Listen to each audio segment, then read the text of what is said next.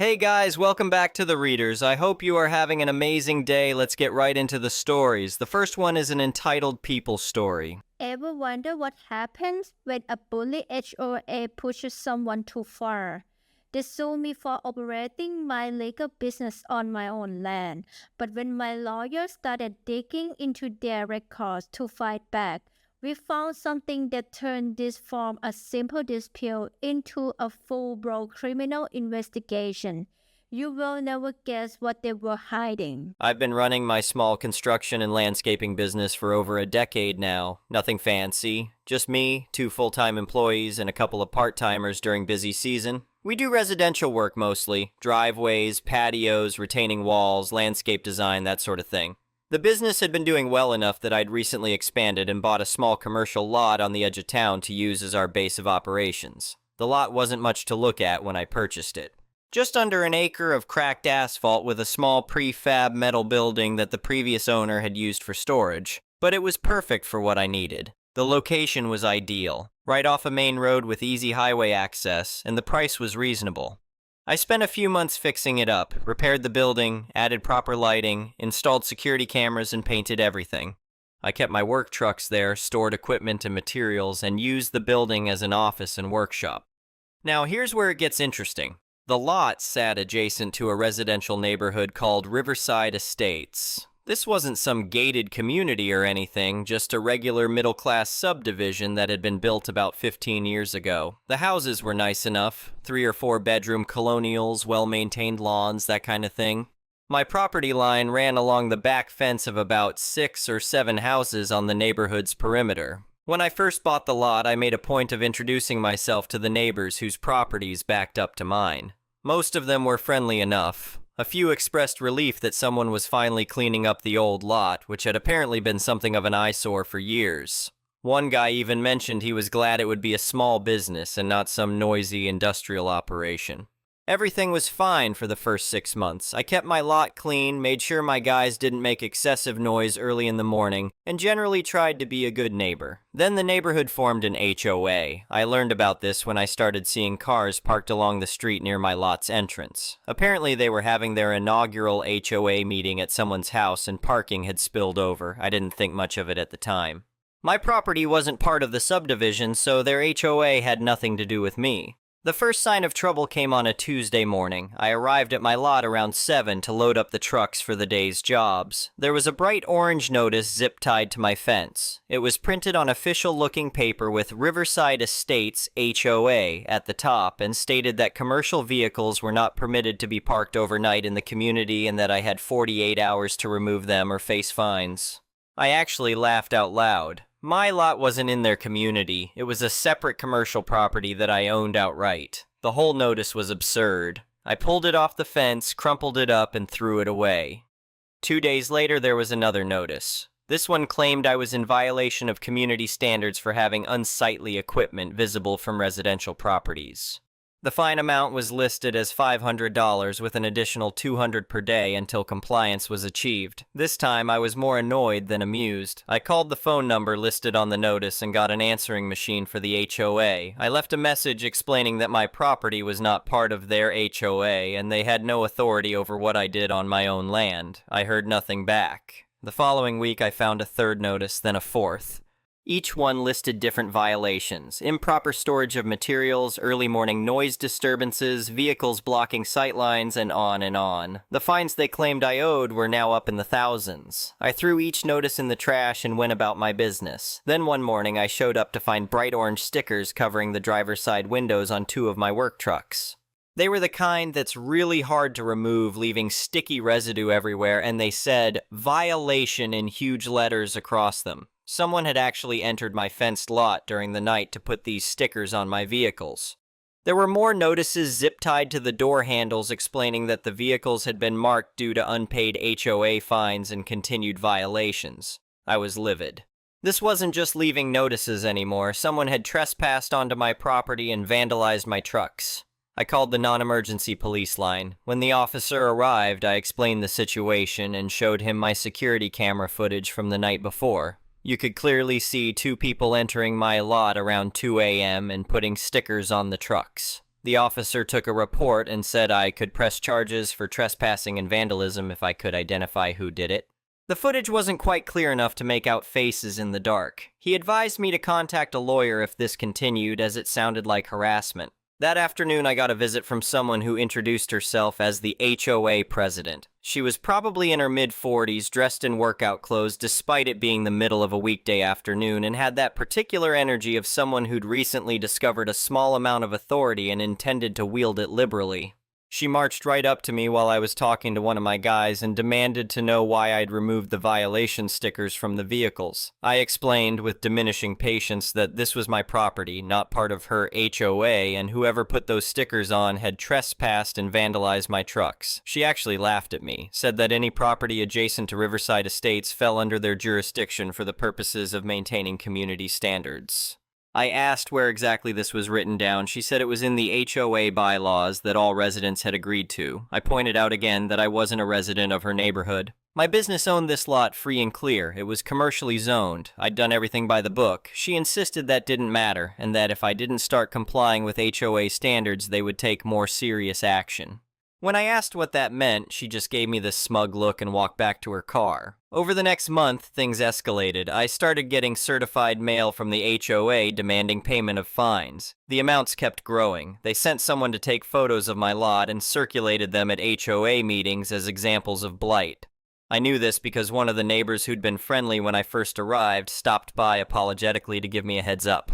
He told me the HOA president was on a crusade about my business and had convinced a bunch of residents that my lot was bringing down their property values. He also mentioned something interesting. The HOA president's brother-in-law had apparently wanted to buy my lot before I did. He'd planned to flip it to a chain pharmacy, which would have made him a nice profit. When I bought it instead, that deal fell through. My neighbor thought maybe this whole campaign wasn't really about community standards at all. I consulted with a lawyer who specialized in property law. She reviewed everything, my deed, the neighborhood's HOA documents, zoning maps, the whole deal. Her conclusion was exactly what I'd thought. The HOA had absolutely no authority over my property whatsoever. She sent them a cease and desist letter clearly outlining the legal situation and warning them that continued harassment would result in further action. A few days after my lawyer's letter arrived, I was at my lot when the HOA president showed up again, this time looking less confident than before. She had papers in her hand, copies of my deed and the HOA's original bylaws that my lawyer had included with the cease and desist. She walked up and I could see she was frustrated. She said her lawyer had told her my property wasn't technically in the HOA boundaries. But she insisted it should be, that it was wrong, that the original developer must have made a mistake. I asked if she understood what the deed meant. That my business owned this lot outright with no HOA attachment. She went quiet for a moment, and I saw something shift in her expression. She understood. She knew my business owned the lot free and clear. But then she said she didn't care what some old papers said. The neighborhood standards still applied regardless of technicalities. That's when I realized she did know the truth. She just didn't want to accept it. She thought if she pushed hard enough, I'd cave anyway. The notices kept coming after that conversation, but now I knew she was operating out of spite rather than ignorance. Then came the morning that really set things in motion. I arrived at my lot to find the entrance blocked by 2 cars parked across the driveway. Behind them stood the HOA president and several other people wearing matching HOA volunteer t-shirts. I parked on the street and walked up. Asked them politely to move their vehicles as they were blocking access to my business. The president announced that they were conducting a peaceful protest against my continued violations of community standards.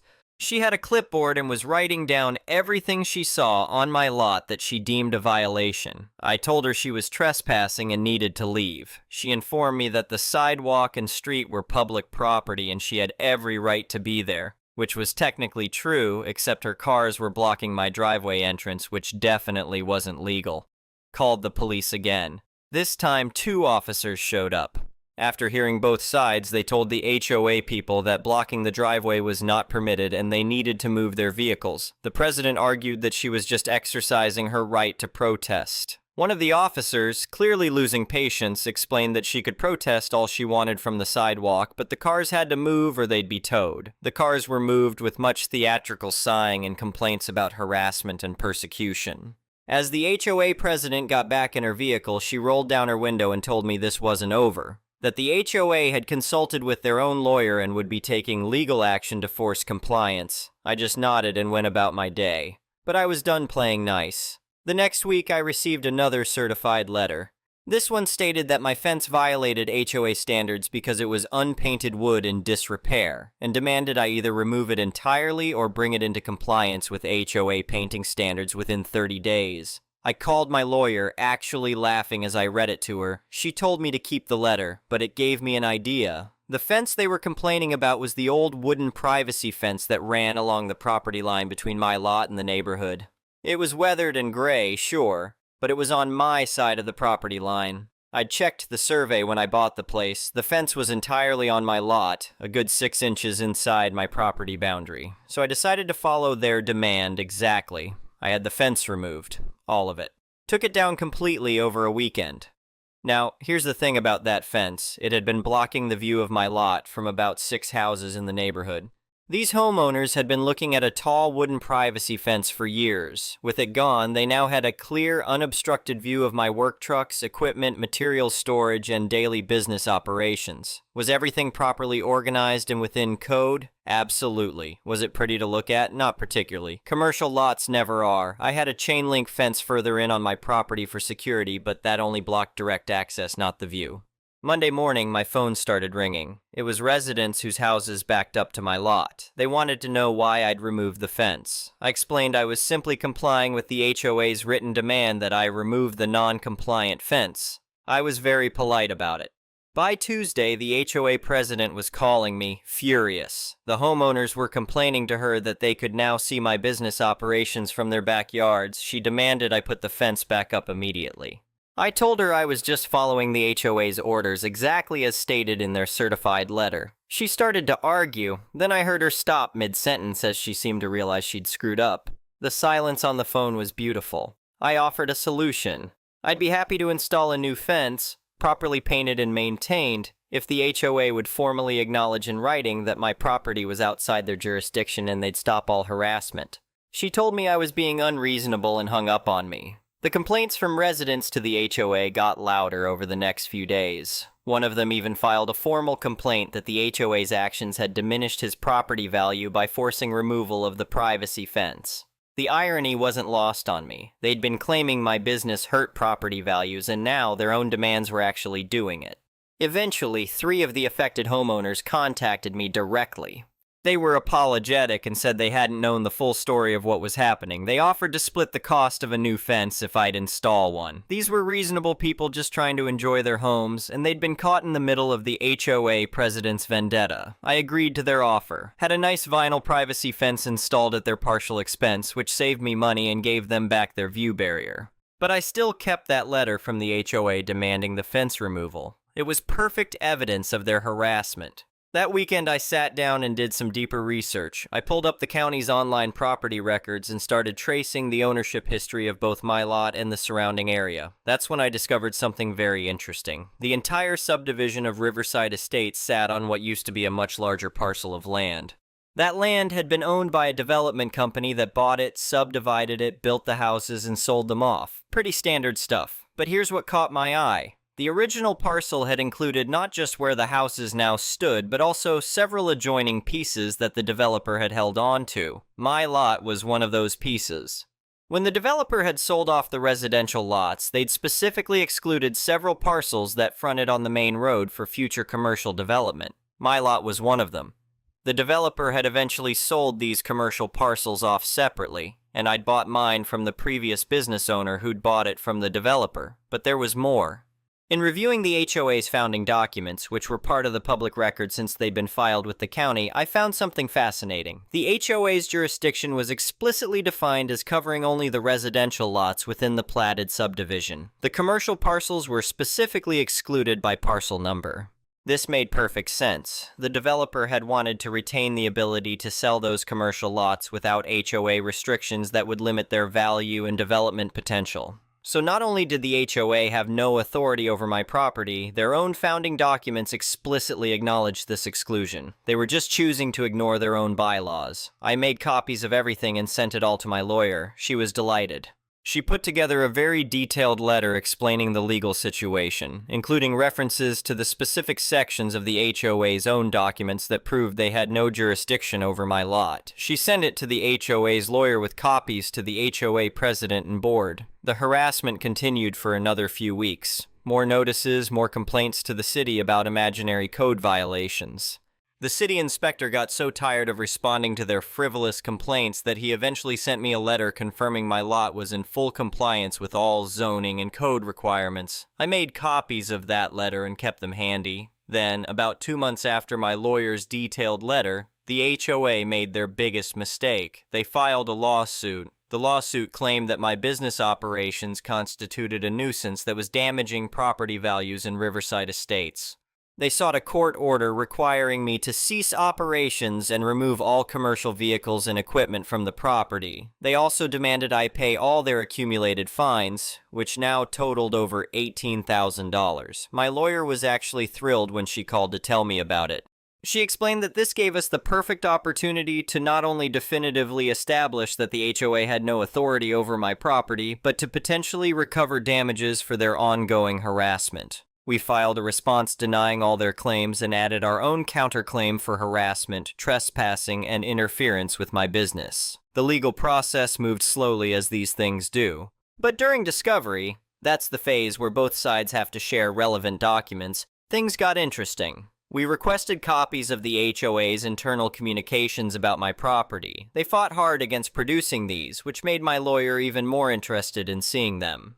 Eventually, the judge ordered them to turn over the documents. The emails were remarkable. The president had been organizing a systematic campaign to drive my business away.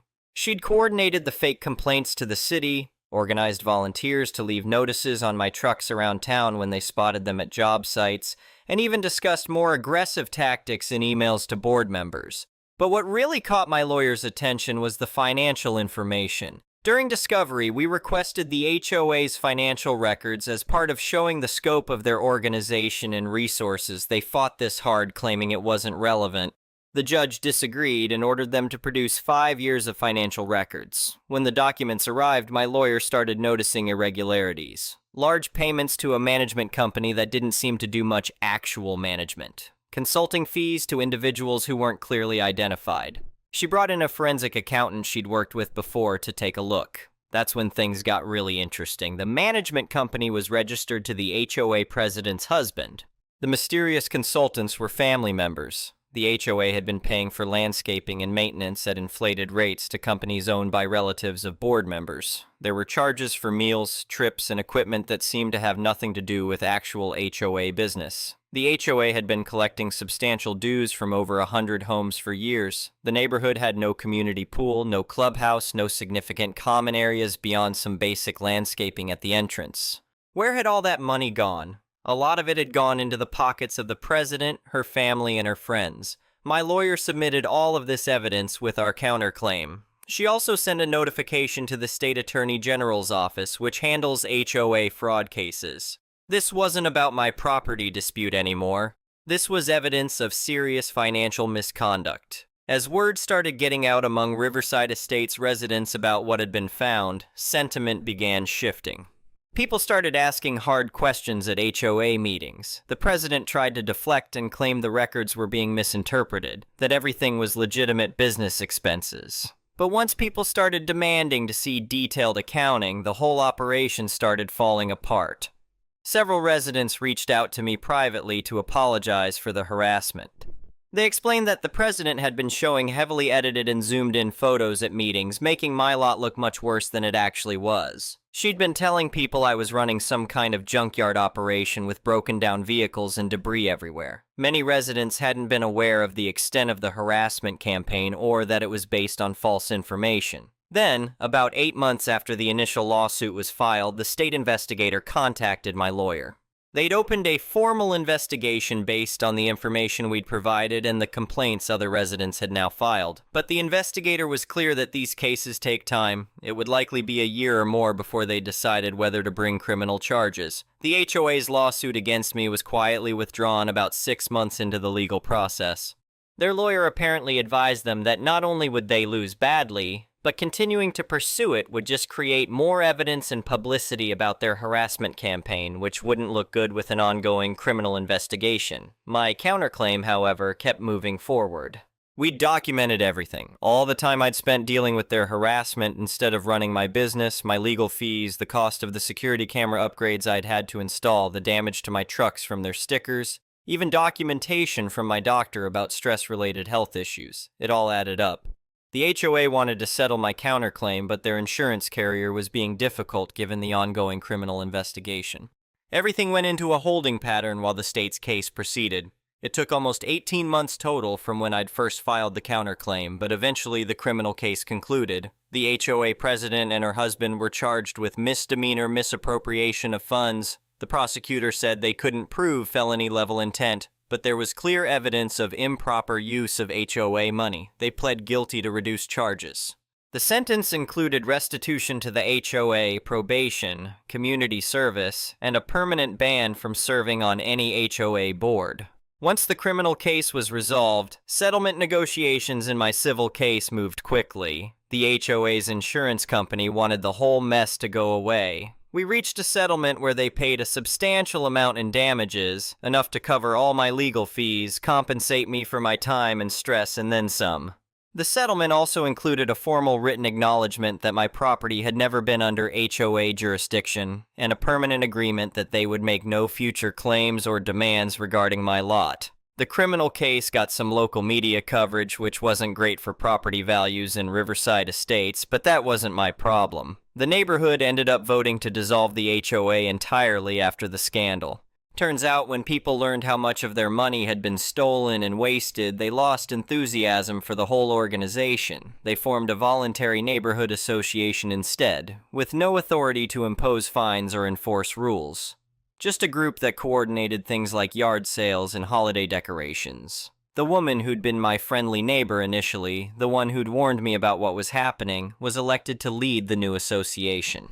She stopped by my lot one day to formally apologize on behalf of the neighborhood and to thank me for exposing the fraud. She said multiple residents had thanked her for bringing it to light, even though I was the one who'd actually forced the investigation through the lawsuit. These days, everything is peaceful. I run my business from my lot without any interference. The neighborhood is stabilized under the new voluntary association.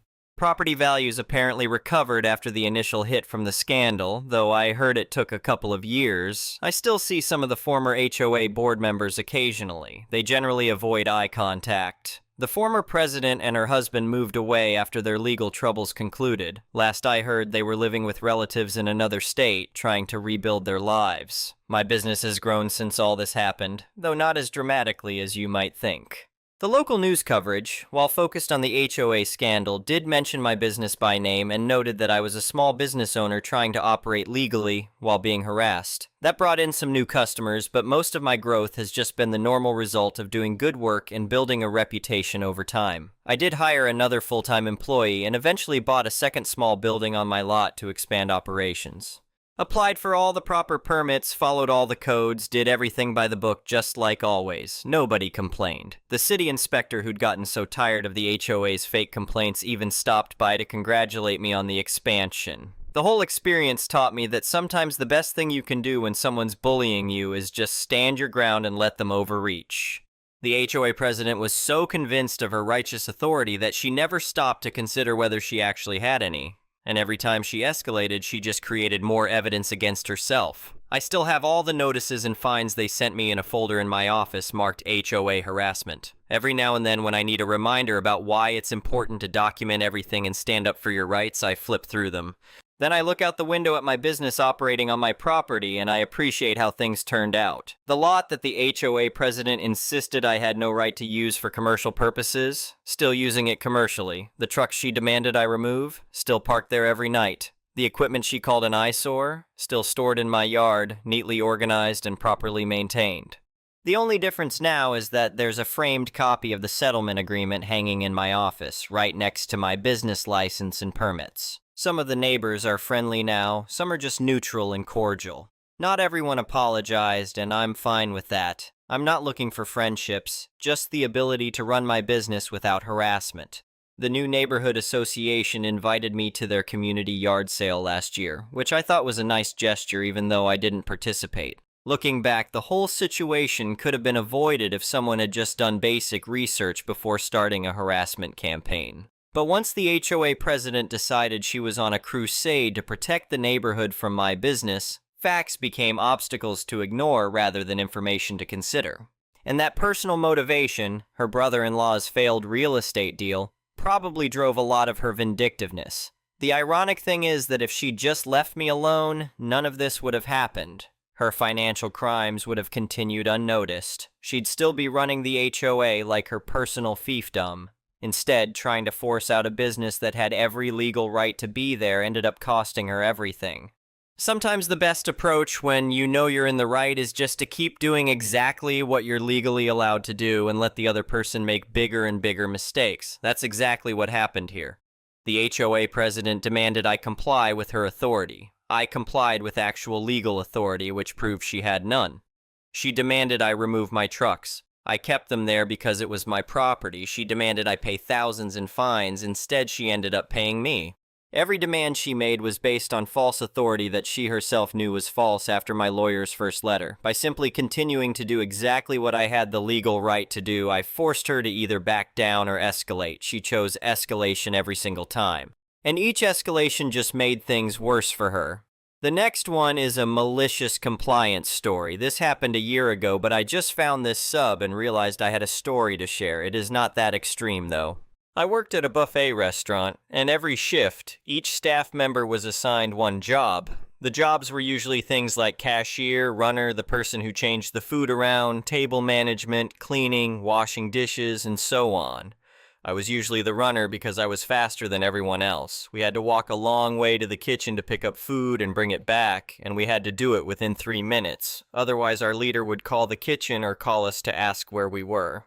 There was a counter between the kitchen and the corridor where you passed through with the cart. Usually you would go in, ask for the food, and they would put it on the counter within a few seconds to a minute. Then you would put it on the cart and go back to the restaurant. But sometimes the kitchen would be understaffed. If we needed something simple like sauces, green onions, or jam, we would usually just go into the kitchen and grab it ourselves. This was not an official rule. It was just something that happened sometimes when they were really busy. On this particular day, we needed some sauces, 1 or 2 food items, and green onions. I knew where all the sauces and green onions were, so after asking for them and waiting for more than a minute, I shouted, "Coming in! Grabbing green onions!" Then I went into the kitchen. As I was pouring the pre-cut green onions into a bowl, one of the chefs walked toward me while screaming for me to leave the food alone. He said that was not my job and that I was doing it wrong. I was not. I asked him why, because we had been doing that for years at that point. He said it was his job to do that, and that I was only supposed to ask and wait. So the next time I needed something, I entered the kitchen, and while the chef was prepping something else, I started loudly calling out, "Sauce 1! Sauce 2! Green onions! Honey! This! That! This also! Something else!" I kept going until I finished the full list.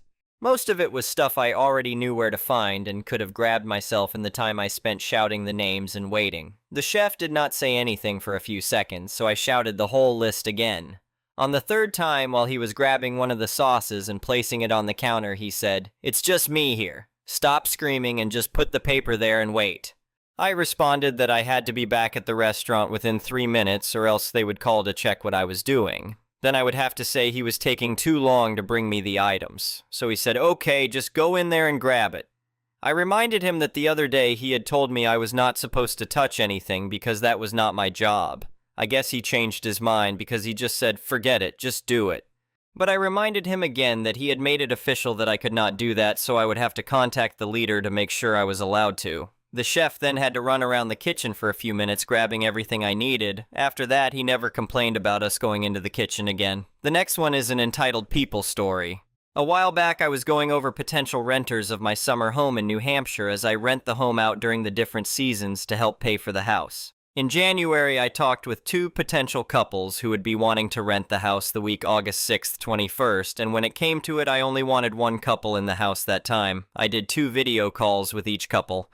The first interviewed is a couple who are friends with a co-worker of mine that would be getting married the weekend prior, who were looking for a place to go for their honeymoon. They are into hiking and outdoors, a perfect fit since my summer home is right within the White Mountains area. They asked the general questions of how is the property, what amenities are available, etc. When they asked about grocery stores, I told them about 2 different stores in the area, and they were good interviewees, saying they look forward to hearing from me. The second couple I interviewed was a couple with 3 kids who wanted to be there the 6th to 18th, who asked the same basic questions. But when it came to the kitchen, the woman said, "So, can we expect the place to be fully stocked with groceries?" I replied that would not be possible for me to do because the day I leave the kitchen will be cleared, all trash taken out, and it is more preferred people do their own shopping. The woman then starts getting a change in demeanor and said she expects the kitchen to be full. I once again explained I don't offer grocery assistance as part of my renter's agreement, but I can leave list of grocery stores. The woman then says she'll get back to me and ends the call. After looking over both couples, I went with my co-workers' friends because they were more mature and polite and not demanding I get groceries for them. I emailed both couples separately, and the woman of the second couple explodes at me in a reply saying I was being very unreasonable in making sure the kitchen was stocked for her, and I reassured her she could find what groceries she needed in list of stores I can forward to her. The woman replied one last time saying, "Thanks for ruining our trip to New Hampshire." Today, after my family and I finished loading our rental car as we went to the house first to enjoy our time there, the rental car of the first couple arrived and I gave them the key to the house. I told them all the emergency contact ways of getting a hold of me, and another friend, who lives in the area that helps look out for the house, are on a note taped to the refrigerator as well, brochures of all the best places to visit in the area. I reminded them when their time is up, contact my friend the day before who will meet them there at checkout and collect the key. The other woman I haven't heard back from since her entitled explosion email. Anyway, thank you for watching.